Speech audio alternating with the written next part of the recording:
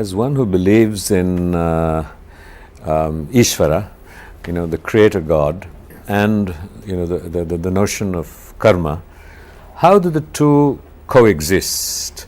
And so, why is there human suffering if the human experience, or our experience of the human experience as suffering, is because of our karma and our actions? Then what is Ishvara doing in the meantime? Ishvara is karma. Karma is also Ishvara. Let us put it that way. Because dharma is Ishvara. It's a manifestation.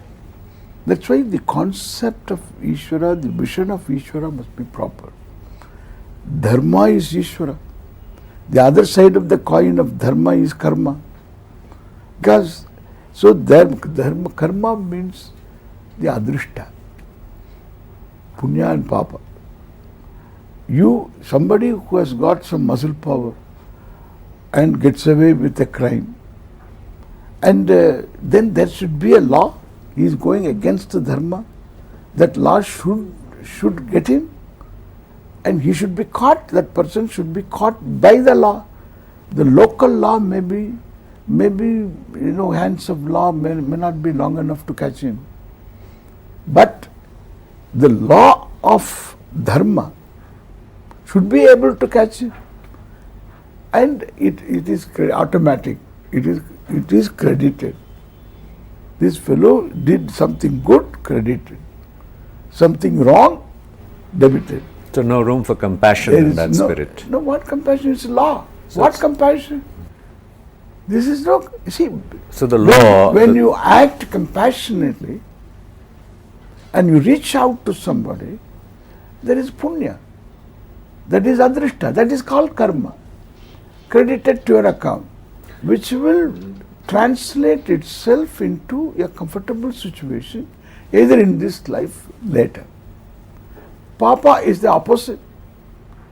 And therefore, what somebody exploits somebody's weak situation, and that is a wrong action, and then that person doesn't get away with it. So what you're really saying is that karma is an impersonal law of causality, and while Ishvara is karma, and karma is Ishvara, and Ishvara is dharma, and because Ishvara is all pervading, but what is all pervading doesn't implicitly have a quality of compassion. No, why do you say that? Compassion itself is Ishvara. See, why do we say that? We don't. Because I see extremes of human suffering, and it is possible, according to this worldview, that they are consequences of the actions of people. And I just wonder, I said that is there compassion in the universe, that though mistakes have been made, errors have been performed, no, not at all, that there will still be unequivocal suffering?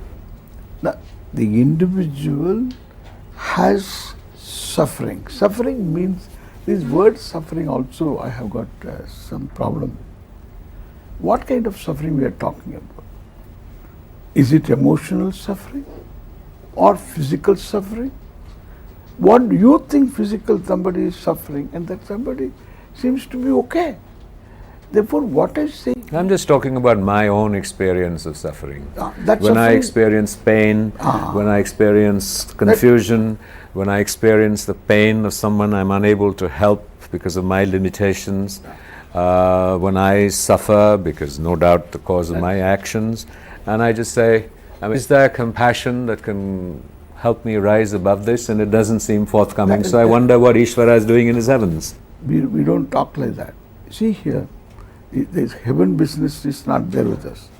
This compassion you talk about is with you. That is Ishvara. But I can't find it. Yeah, no. I'm not saying it isn't with me. Therefore, I lack the capacity in my failing, and this is the question of semantics, whether we're talking about heaven because it's part of the English vocabulary. But the issue is that when I experience suffering, and I experience, we can quibble about whether this is suffering or it is pain or it is delusion, or there are a whole range of words around it. But the point is, you want to call it discomfort. the human predicament, the human situation, whatever words you want to use. I mean, I know you... No, I understand what you say. Let me answer this. See, this emotional pain can be neutralized. This pain is due to, there is compassion. Because of compassion, there is this pain also, empathize with others, and you cannot bring any redress to the others, and therefore you find that you have more pain or equally as in equal pain as the other person has, you seem to experience the same thing, which is given. It is given. It is not something specially to a given person. Every human being has this empathy, and therefore it's given. Afterwards, the person goes about justifying the person's actions, response, etc. But the empathy is common to all. What would you say, just rephrase that question, is that, say, victims of natural disasters, children, victims of war, and say that where is this coming from? And while a cold, impersonal philosophy of karma and causality will explain it. If you say personal philosophy, let us say... impersonal. No, let us say there is one God. He is doing this. No. Why isn't he intervening? No, why? That's what I said. Why he doesn't intervene? You asked me that question. Why he doesn't intervene? Why? Because he cannot intervene. Because there is no one single person sitting there with a silver beard, and then he is controlling everything with some computers. We are talking of what is here is Ishvara. This is how it is. What is the question. Why is not the question. What is happening is the reality. And therefore, this is how it is. And therefore, in this, you have been given, you are given a capacity to be a Swami, a master of your own emotions. Including that 6-month baby? No, your own emotions, I said. You can the suffering of that 6-month baby brutalized by war. Yeah, that's right. How do we explain that? How do we understand that in our cosmology? No, in our cosmology, we should include that person also, why that person does it. What makes the person? There is a person at the top. You're suggesting that I may have the capacity to do something about it and to climb out of it through my devotion or understanding of dharma or falling at the feet of a master. No, you have what do we feel for that baby? No, that not only baby. But tell me about the baby so I can understand it. I'm limited, not very bright. In fact, baby doesn't suffer that much, I'm telling. As a grown-up adult, adult suffers. Suffering more is more acute. Go to the acute. What I say, this is happening why? We have to analyze. This is happening why? This is also there in this what is. And then why this is happening? There is a certain collective consciousness which makes a decision to wage war.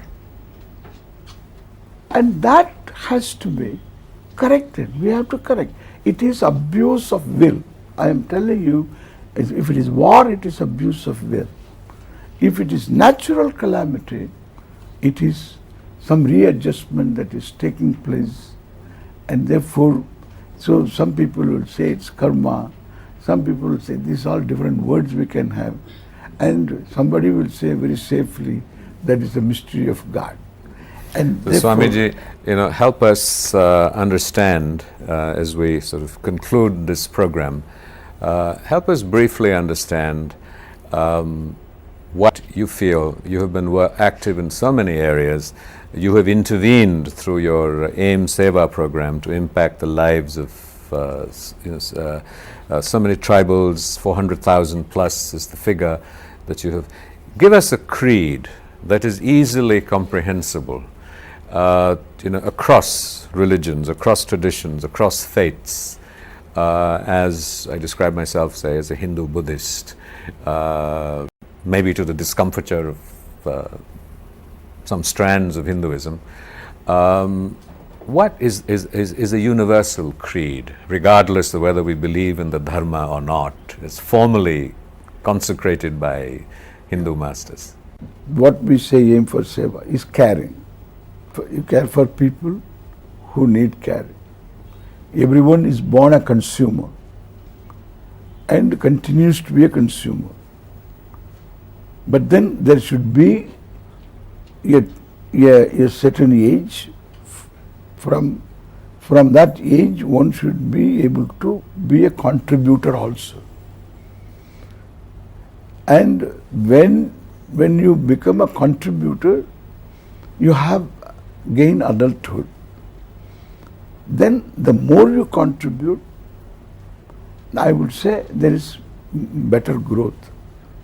The most mature person is one who contributes the maximum and consumes the minimum. This doesn't require any religion, doesn't require any kind of a commitment to one type of God or anything. This is very simple. I am born a consumer and I continue to be a consumer, but at one stage in my life I begin contributing. If I keep growing, I'll be contributing more.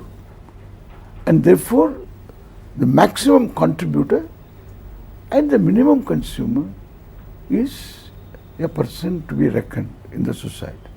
Thank you, Swamiji, and for the many contributions that you make to our insight and understanding into the world. Thank you. Thank you.